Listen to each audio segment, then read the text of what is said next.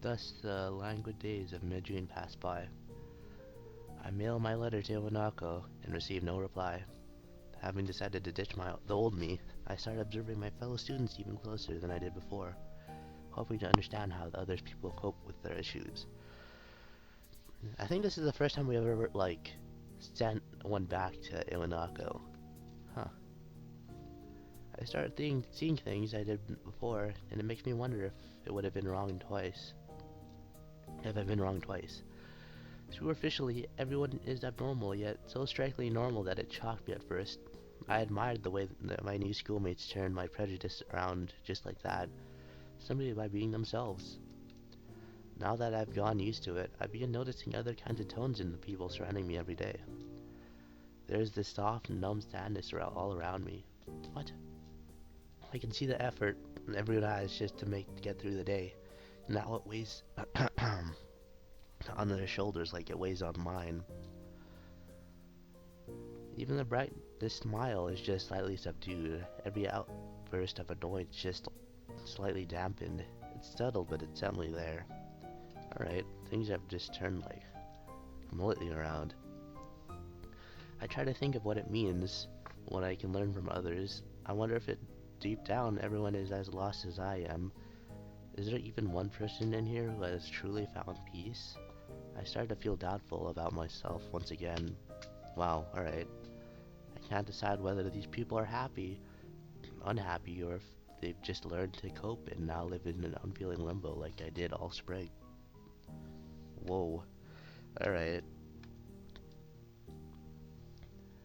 I escaped from these feelings into the towering piles of books I carried to my room from Yuko's sanctuary. After realizing that it would just shut me down even more, I started going to club rooms more often, usually whenever I can. Rin too seems to spend more time in there than in her own classroom. I have often seen her totter towards the door at the very end of our corridor. That wooden door, the room and behind it, smelling of paint and paper seemed to mean more to her than the rest of the world combined. She says she has special permission to use the room, which I don't doubt at all. I don't think Namai would deny Rin anyway. He seems to he seems to dote on her like an uncle upon a favorite niece. The object of his affection, however, has no favorites.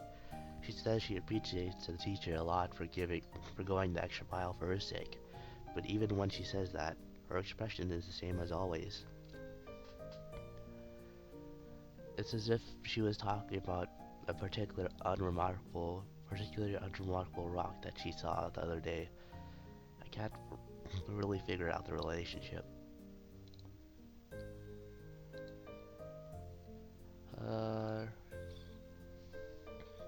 Rin doesn't seem to let anyone close. I don't think even Emmy could say she's crossed the gap that seems to separate Rin from the rest of the world. I don't understand it. She seems so indifferent, yet so passionate at the same time. Somewhere the school bells ring the last call of the day.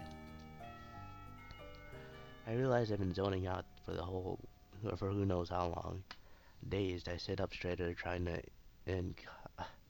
inconspicuous as possible.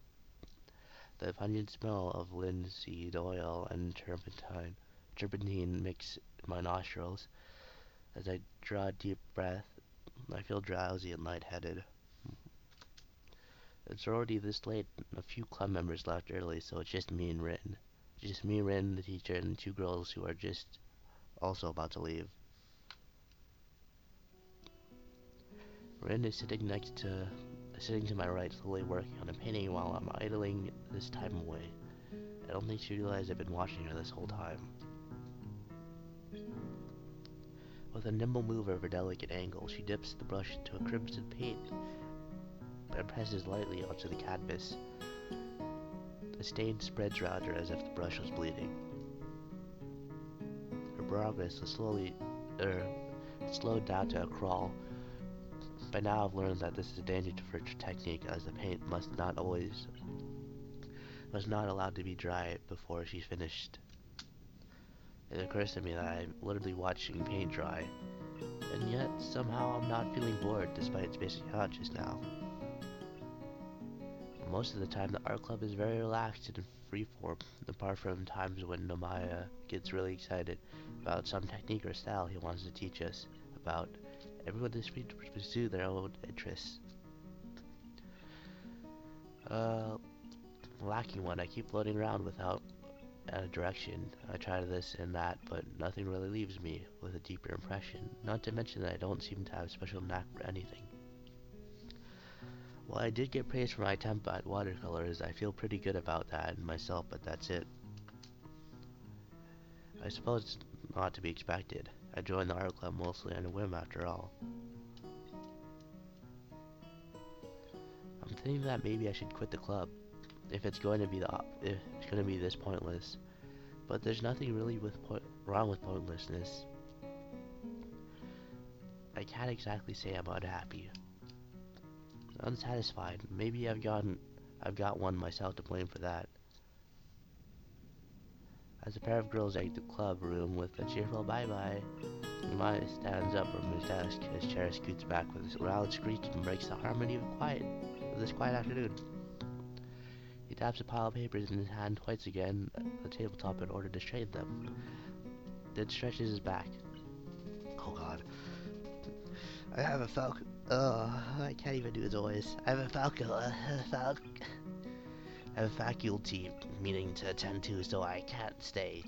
I'll have to do some paperwork later, so if you want to stay, we can talk then. Sorry about this. There are two people here, but he's really talking to only one of us. Namaya spends an extra hour of his time mentoring Rin after official club hours are over. I bet he'd like to discuss the plan of getting Rin into our gallery like a little more. That's alright, I think I'll probably be here. But it's not a big deal if I'm not. I don't really have much going now. Rin's answering without moving her eyes from her work in progress. The tone of her voice is neither the polite kind expected than talking to a teacher nor her usual monotone. So I won't need to send a search party if you aren't here. Yes, no thanks. I don't like to party. Let's talk later. Good girl. Smiling, the teacher picks up the rest of his papers and makes his way to the door. I glanced at the clock above it and then at my watch to double check. The 3 minutes apart. Nevertheless, the club meeting time is over now. Rin seems interested on staying here to work on her piece while waiting for the teacher. I can't quite imagine what their one-on-one time would be like. Would they actually discuss anything? Rin is always so subdued in what she says, and when she does say something, it's difficult to understand what she's talking about. Maybe Namaya just talks endlessly like he does at club meetings, letting Rin absorb what she will from his infinite well and art knowledge, like a sunflower turning to face the glowing sun. Do you mind if I stay? I thought maybe I'd give watercolors another try. I blurt out an excuse, sort of accidentally embarrassing myself. Rin doesn't take her eyes off her painting. Okay. I shift around in my chair, then get to fetching up a cup of water, brushes, colors, and some paper. The sound of my footsteps invades the still afternoon air. Before starting, I tried to recall what the teacher told us, an important philosophy of the medium. Working with watercolors means more working with water than working with color. I try to keep it in mind and dip my tiny sable brush into the water cup, mixing yellow and blue, trying to capture the sunlit treetops outside the window. The sun is low, so the yellows are more pronounced and everything looks darker. I still can't quite connect what I see with what my hand does with the paints, but it's still a passable attempt out for my level. After a while, I start losing my mind and move the papers aside, deciding to watch Rin work for a while instead. That little while stretches first into a long time, then into a really long time. Oh no. Rin paints her entire being fully concentrated on the brush between her slender toes, and the painting comes to life, one stroke at a time. She seems determined and yet at the same time relaxed, effortlessly moving the brush around, never hesitating. Colors meet and part and cover each other on the canvas, bending to her quiet will.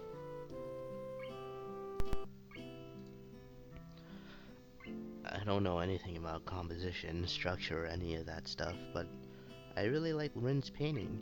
I like how she looks when she paints. As usual, the silence between us compels me to speak rather than merely wait for her to open up. She might end up saying nothing at all. Do you mind if we talk? I don't mind. I kinda want to ask about why you get so weird about things the teacher wants to arrange for you. Ren picks up a tube of paints and squeezes it between her toes on the palette, almost as easily as someone whose opposable thumbs would.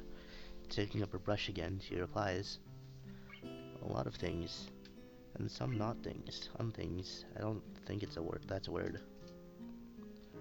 Do you want to talk about it?" I try to reach out to her clumsily, ignoring the embarrassing feeling of awkwardness. Rin keeps her focus on painting, spreading more and more paint on the canvas. Her lips formed a perfectly straight line as if she's concentrating on her job. Not really. Talking is hard. I mean, it's not hard. Talking even now. But saying the right things is really hard for me. No matter what, I just can't say the things I want. That sounds weird. It's true. I say all kinds of things that I don't really mean all the time, and sometimes I forget words that I use the wrong words. I even come up with new words for things that already have some. That's the worst thing. I get really nervous and everything comes out a mess, and even I don't really understand what I want to say. I think there's something wrong with me that makes it like this. Remember when I said I can only think of 4 things at the same time? I nod wordlessly. It's not really 4. I mean, it is 4, but everything else is also there, kind of in the background, like being an amusement park and a beehive at the same time. But that's not the point. I used to do better, like 6 or 7 things. I think so, at least. I feel like I'm becoming dumber. I think everyone has times when they feel like they can't say the right things. But it's there all the time, stronger, deeper. Yet deeper is a good word. Yeah, deeper is a good word. I like the word deeper. It's the feeling of being underwater. Maybe it's just art. The more I paint, the more I forget. Maybe at some point I'll forget how to speak completely. It feels like I'm slowly forgetting everything. Do you remember what you thought about the things 3 or 4 years ago? I don't. A long pause ensures which time seems to bend around itself, almost tying itself into a knot. I don't think I've ever heard Rin talk this earnestly and for so long about anything before. It's like I'm fading away from the world. Rin's foot stopped its work on the canvas and she's staring at her painting, unmoving as if gazing at some faraway horizon. Sunlight briefly glints in her corner of her onyx eyes. Something floats up in the top layer of Rin's being, and then she lets out a long breath. Then she blinks and it's gone. Paintings stay behind when I look at my own things. I remember what I was thinking back when I made them. They make me feel like I can be with all the past mess when I was a different me. I guess they are proof of my existence. She used the exact same words Namaya used when he spoke to us of the nature of art. I didn't think Rin was paying any attention back then. I wonder if she was listening or whether she had heard the same passionate speech from Namaya before. Either way, I feel overwhelmed. Boy, are you complicated. I would have taken up writing a diary. Her eyes quickly flicker to my direction and back to the painting, but she doesn't pick up the brush anymore. That's a great idea. Why didn't I ever think of that? Are you being sarcastic? What sarcasm?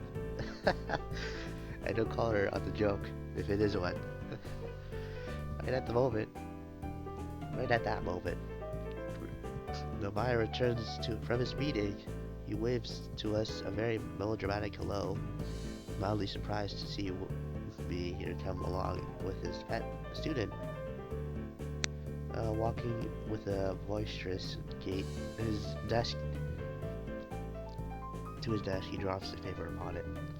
He picks up his handkerchief and cleans his lashes with incredibly meticulous care before walking over to us. Before he's within earshot of us, Rin says something to me in a quick, quiet voice. Change is the scariest thing in the world to me. And I seriously don't know if I don't want to change into a person who could do the thing the teacher wants me to do. I don't know if I could ever, even if I wanted to. Hello again. Hello. Oh, Rin looks so sad. What's going on? He smiles a bit sheepishly, looking at both of us with an uninhibited interest. Nothing. We were just talking about the things with your acquaintance and the gallery for Rin's work, sort of. Oh, any decisions? I look at Rin, who's trying to arrange a bothered expression on her face onto something else. Anyway, I don't think I have much else to say other than that you should go for it. Oh no. I don't know what to say. Oh shit. All these are, I don't know. Let's save. Let's save. Yep. Look at her. She looks so sad. I don't know what to do. I think you'd be a big hit. It isn't like you to hesitate, or because it'd be exciting. Oh.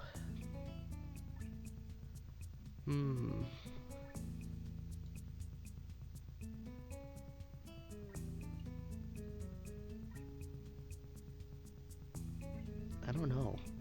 This is really hard, actually. I honestly don't know. Oh, God. Oh.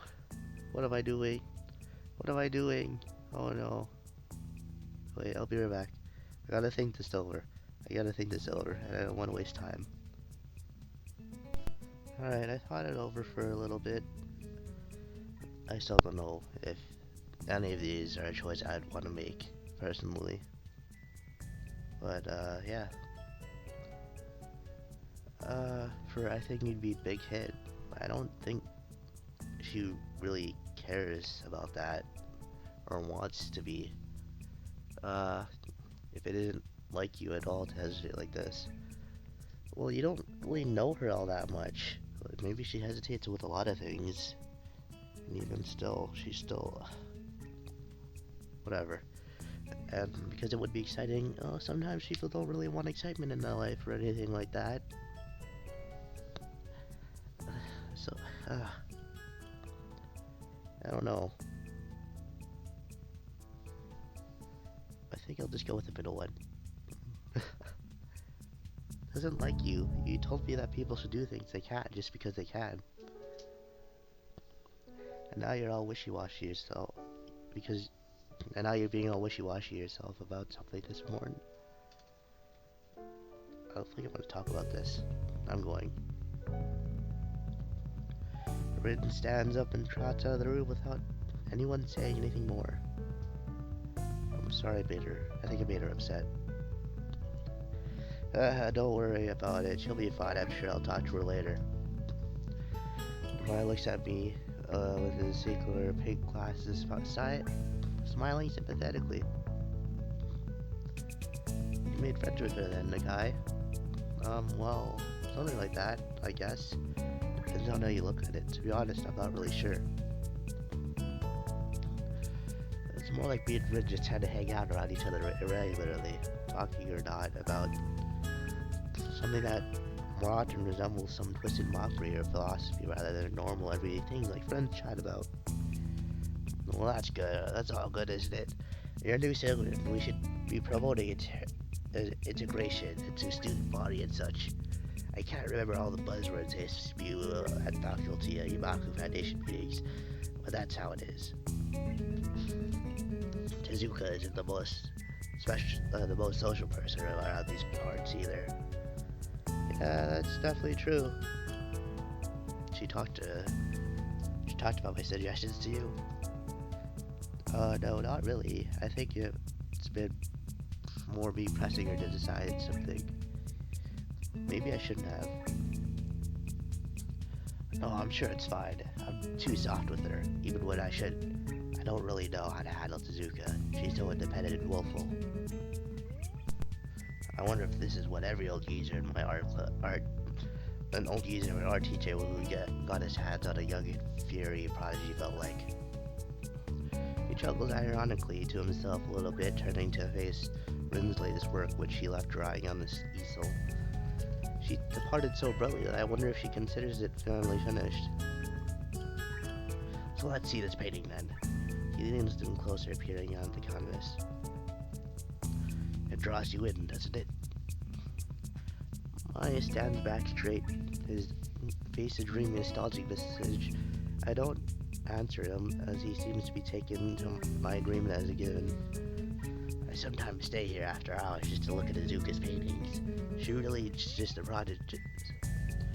And at such a young age, I get shivers just thinking about what she could become with a few more years of refinement. You asked what makes an artist, remember? This is it. They take a piece of the world and reshape it into their own image. Metaphorically, of course. Looking at her makes you wonder what the world looks like through her eyes. It's a wonderful thing to be young and full of passion, and most extraordinary times of your life. You do well to remember that, Nakai. Yes, sir. It's so silly. People always ask artists, where do you get ideas, as if ideas were something sold in the market for pocket change.